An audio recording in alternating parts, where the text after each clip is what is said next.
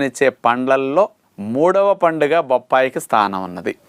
అంటే అన్ని పండ్లల్లోకెల్లా తక్కువ శక్తినిచ్చే పండు అంటే ముందు పుచ్చకాయ.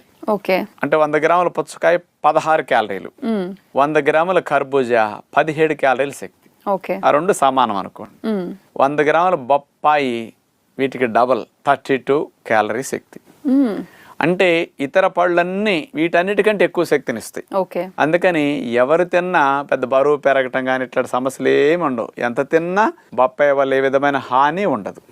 ఇది చాలా తేలిగ్గా డైజెషన్ అవుతుంది, పొట్టకు హాయిగా అనిపిస్తుంది. మీకు ఇంకోటి తెలుసో లేదో, మనం భోజనం త్వరగా అరగాలనుకోండి, ఈ పండు తింటే భోజనం త్వరగా అరుగుతుందని ఏ పండుకి అలాంటి అవకాశం లేదు. అందుకని డైజెషన్ త్వరగా చేయించడానికి బొప్పాయి బాగా ఉపయోగపడుతుంది. ఓకే. అంచేత అందరూ ప్రతిరోజు సంవత్సరం పొడుగునా వాడుకోదగ్గ చక్కటి పండు బొప్పాయి పండు అమ్మా. అయితే డాక్టర్ గారు, ప్రతి ఫ్రూట్ లో కూడా